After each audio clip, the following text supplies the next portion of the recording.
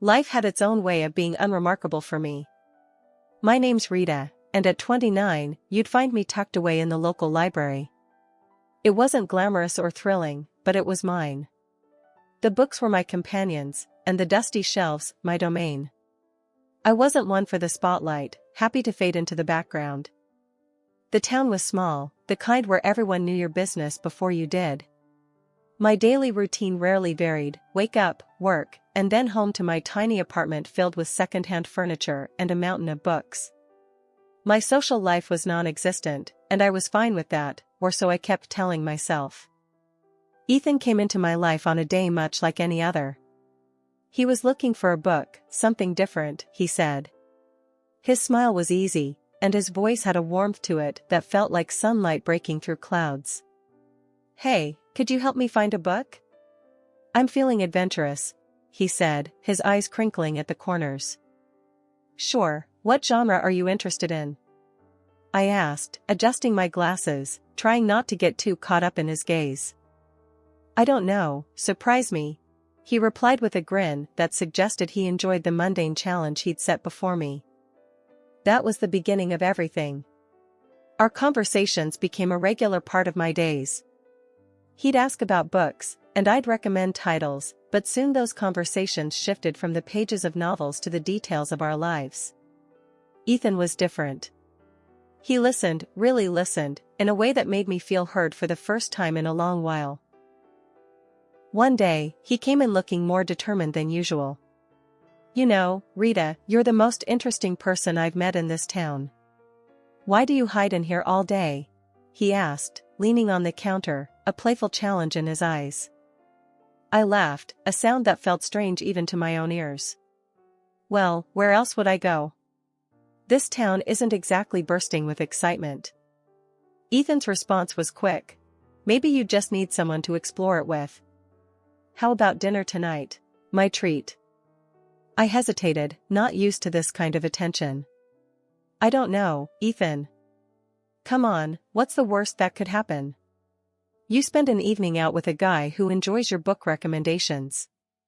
Plus, I promise to make it worth your while. You can show me this hidden gem of a town," he coaxed, his confidence infectious. Against my better judgment, I found myself agreeing. "Okay, sure. But no fancy places, I don't do well with all that pomp." "Deal," Ethan said, his smile lighting up the room. "I'll pick you up at 7. Wear something comfortable." That night changed everything. Ethan showed me parts of the town I'd never seen, despite having lived here my whole life. He made me laugh, a deep, genuine laugh that I hadn't known I was capable of. He listened to my stories, my dreams, and my fears, never once making me feel small or insignificant. As we walked back to my apartment, he stopped and looked at me, a seriousness in his eyes. "Rita, I know we've only just met, but there's something about you. You're not like anyone I've ever known. You're genuine, and in a world full of fakes, that's rare." I didn't know what to say. No one had ever spoken to me like that before. "Ethan, He cut me off, gently placing a finger on my lips. "You don't have to say anything. Just know that I see you, Rita. I see the person you are, and I like what I see." Ethan had always been the sweet spot in my day, making everything seem brighter with his care and affection. He had this way of making me feel seen, calling me beautiful, kind, and smart, things I hardly believed about myself. It was his warmth that won me over, making the idea of forever seem not just possible, but desirable. When he popped the question, it felt like a dream. "Marry me, Rita. I can't imagine my life without you," he had said, his eyes shining with sincerity. I didn't hesitate. "Yes," I breathed out, feeling a mix of excitement and disbelief. But before we could get lost in the whirlwind of wedding planning, there was one crucial step we had to take: meeting his parents. Ethan had given me a heads up, a sort of pre-warning. "My folks, they have a bit of a high standard for who I bring home. But don't sweat it, okay? They're gonna love you once they see how amazing you are," he assured me, though his nonchalance did little to ease my nerves.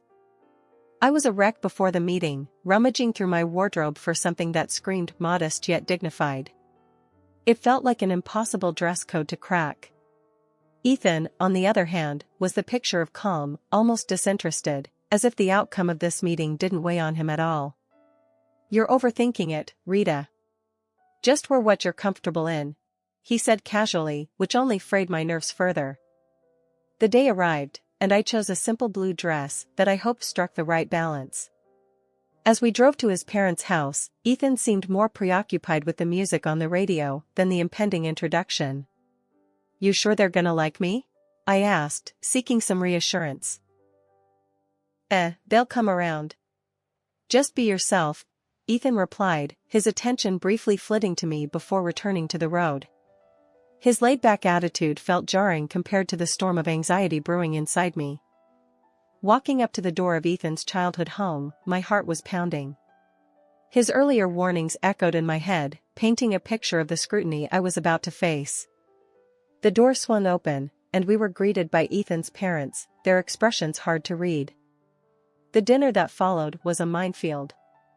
Ethan's parents grilled me with questions that felt more like an interrogation than casual dinner conversation. "So, Rita, Ethan tells us you work at a library. Do you see yourself doing that long term?" his father asked, his tone suggesting he found my job lacking. I fumbled for an answer, trying to sound confident. "I love working there. It's fulfilling in a way I can't quite describe," I said, hoping my passion would be enough to win them over. Ethan was strangely quiet throughout, offering little support as I navigated the barrage of questions and veiled criticisms. It felt like I was alone on the battlefield, with Ethan retreating into a role of passive observer. As we drove home, the silence in the car was deafening. I couldn't help but feel disappointed, not just in the evening's events, but in Ethan's indifference. "I thought you said they'd warm up to me." I finally broke the silence, my voice tinged with hurt.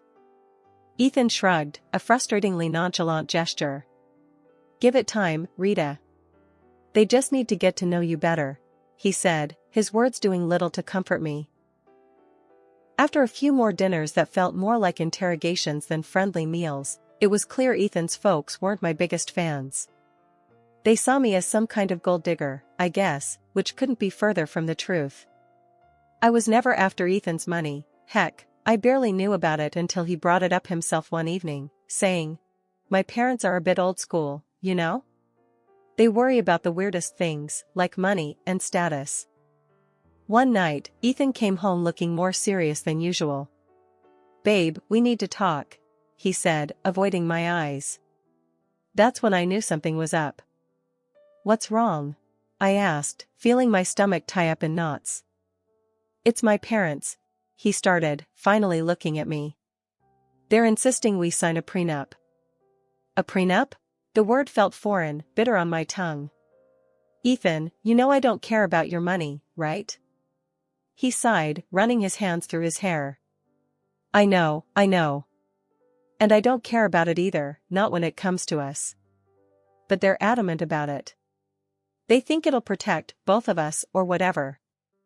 I was hurt, not gonna lie. It felt like they were already betting on our failure. But I loved Ethan more than I cared about his parents' approval or some stupid agreement. "Fine," I said, more sharply than I intended. "Let's sign it and be done with it. Your money, my money, whatever. I don't care. I just want you." Ethan looked relieved, and a part of me hated that. "Thank you, babe. I hate this as much as you do, but it's just a piece of paper. It won't change anything between us." So, we signed the damn thing. Some lawyer his parents knew drew it up, making sure neither of us could touch the other's stuff if things went south. It felt like signing a declaration of distrust before we even started, but I pushed those thoughts away. I was in love, and love was supposed to conquer all, right? Our wedding was nothing grand, just the way I wanted it. A few close friends, an intimate ceremony, and the promise of forever. I moved into Ethan's place shortly after. It was a nice house, nothing too fancy, but it felt miles away from my old apartment. Ethan's parents lived nearby, which I soon found out meant surprise visits that were more about checking up on me than anything else. Life with Ethan started off like something out of a fairy tale, but it wasn't long before the gloss started to fade, revealing the grim reality beneath. The shift wasn't overnight, but the signs were there, creeping in slowly, eroding what we had built. His mother, Linda, was the first crack in our perfect picture. She'd drop by unannounced, her eyes scanning the house like she was taking inventory. "Remember, this is Ethan's house. Everything here is his." I tried to keep my cool, replying, "I'm well aware, Linda.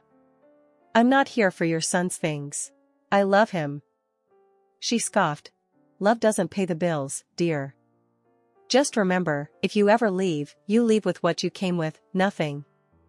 One day, she paraded around the house, pointing out every piece of furniture, every appliance, every knickknack that Ethan owned. "See this couch? Ethan's. That painting? Also Ethan's. Remember, dear, in case things go south, you have no claim over any of it," she said, her voice laced with venomous sweetness. It was as if she relished reminding me of my place in their world. Ethan's father, George, wasn't any better. He and Linda acted like they owned our house, not just visiting. They'd demand coffee the moment they walked in, critique how I made it too weak or too strong, then settle in front of the TV, expecting me to wait on them hand and foot. "Grab us some of those chips, will you? And maybe wash those clothes piling up in the corner while you're at it," George would say, not even bothering to look at me. The worst part? Ethan never said a word against it. He'd laugh along, adding his own jabs. "Yeah, she's still learning how to do things right around here. Give her time." I felt like I was losing my mind. This wasn't the man I married, this was someone else, someone cruel and dismissive. "Do you even hear yourself? How can you let them treat me like this?" I'd confront Ethan after his parents left. "Babe, they're just set in their ways. You know how old people are." He'd shrug it off, making it sound like I was the one overreacting. "They don't mean anything by it. Plus, you know we're on their dime. Can't bite the hand that feeds, right?" That line hit me like a slap in the face. So, that was it. I was just the freeloader, the girl who married into their little empire and had to play by their rules or get out. My job at the library, which I loved, was a joke to them, just another reason to look down on me. The days blurred into each other, each one a repetition of the last, until that unremarkable Tuesday when everything changed. I was at work, shelving books, when I felt a sharp pain in my stomach, doubling me over. It wasn't just stress, it was something more, something worse. The next thing I knew, I was in the hospital, the sterile smell of antiseptic filling my nostrils. Lying in that hospital bed, I couldn't help but think how this was a new low. Alone, in pain, and not a single message or call from Ethan. Just when I thought things couldn't get any darker, a knock on the door heralded a visitor I never expected. "Rita Turner?" The man at the door was dressed in a suit, holding a briefcase, looking wildly out of place in the sterile hospital room. "Yeah, that's me. Who are you?" My voice was weak, tired from the pain and the endless cycle of disappointment. "I'm Michael Johnson, a notary. I have something important to discuss with you." His tone was formal, but there was something in his eyes that made me want to listen. I motioned for him to continue, curiosity piqued despite the situation. "It's about your great-uncle, Edward Turner. He passed away recently, and, well, you're his sole heir. Rita, he left you an inheritance." The words didn't make sense at first. "Are you sure you've got the right person? I haven't seen him for 15 years. Michael nodded. "Quite sure. He was a private man, but always remembered you. Wanted to make sure you were taken care of." Lying in the hospital bed, feeling a mix of confusion and anticipation, I watched as the notary prepared to delve into the specifics of my great-uncle's will. He cleared his throat, opened his briefcase, and laid out the documents in front of him. "Rita, your great-uncle was a man of substantial wealth and taste. He left you quite the inheritance. We're not just talking about cash here, though there's plenty of that, $20 million to be exact, Michael began, his voice steady and matter-of-fact. I blinked, still trying to wrap my head around the numbers. $20 million? I echoed, feeling my voice crack. That's right, he continued, unfazed by my shock. But there's more. You're also inheriting shares in several large companies. These are not minor investments, we're talking significant stakes in some of the most stable and profitable firms out there. My mind raced, trying to comprehend the magnitude of what he was saying. Owning parts of companies I'd only heard about on the news seemed like a fantasy. And there's the property, Michael went on, flipping through the papers. An old, large house in one of the most prestigious areas. It's not just any house, Rita. It's a mansion with history, acres of land, and it's all yours now. I tried to imagine the house, the kind of place I'd only seen in movies. It was overwhelming, to say the least. Don't forget about the antique car, he added with a slight smile, as if anticipating my reaction. A classic, fully restored, and in mint condition. It's a collector's dream. I chuckled, the situation bordering on surreal. An antique car, too? What am I going to do with that? I barely drive as it is. Michael's smile widened. Well, it's yours to do with as you please. Maybe take it for a spin now and then? And then, there's the furniture and paintings inside the house, genuine antiques, some of them centuries old. Your great-uncle had an eye for the finer things in life. The room felt smaller, the air thicker, as I tried to digest everything he was saying. So, I've inherited a fortune, a company, a mansion, an antique car, and a collection of art and furniture? That's unbelievable. It's all yours, Rita. Your great-uncle wanted to make sure you were well taken care of. It seems he saw something special in you. Special? I felt anything but, especially lying in a hospital bed after the worst few months of my life. Yet, here I was, a millionaire many times over, entrusted with a legacy I didn't know existed. Thank you, Mr. Johnson. This is a lot to take in. I don't even know where to start, I admitted, feeling a mix of gratitude, disbelief, and an overwhelming sense of responsibility. We'll take it one step at a time, he assured me. I'm here to help you through the entire process. As if on cue, my phone buzzed. Ethan's name flashed on the screen for the first time in days.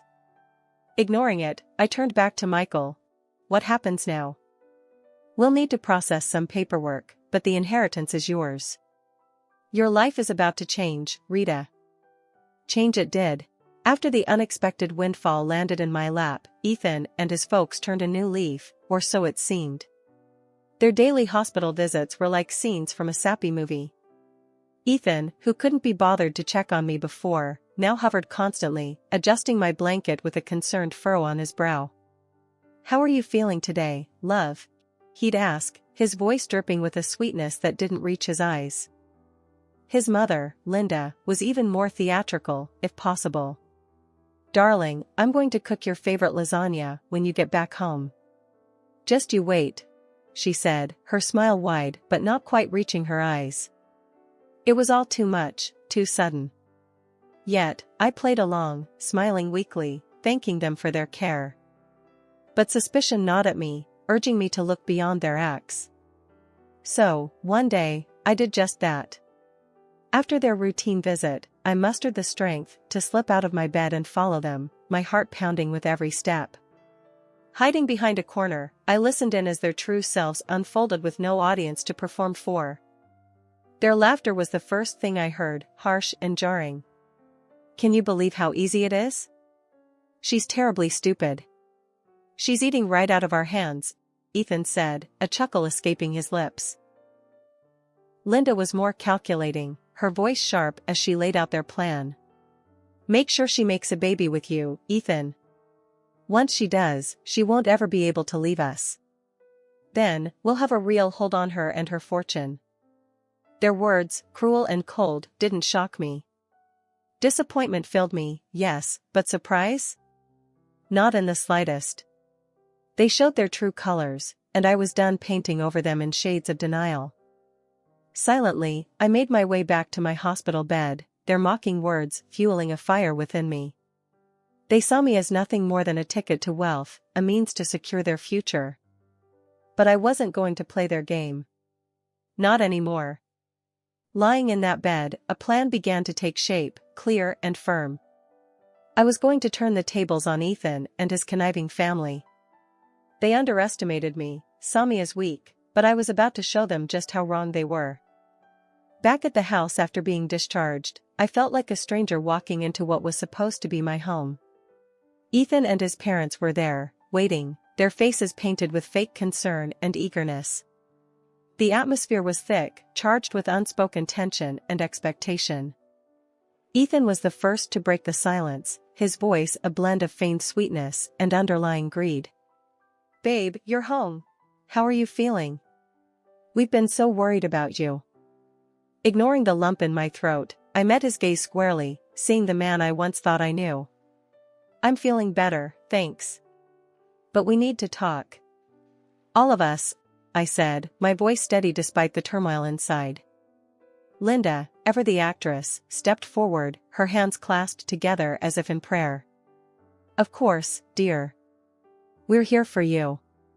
Whatever you need." It was now or never. I took a deep breath and laid out my cards. "I'm filing for divorce, Ethan. And before you ask, no, you won't see a dime of my inheritance." The room fell silent, the air sucked out of it as if by a vacuum. Ethan's face paled, his mask slipping to reveal the panic underneath. "Divorce? But why? I thought we were happy?" "Happy?"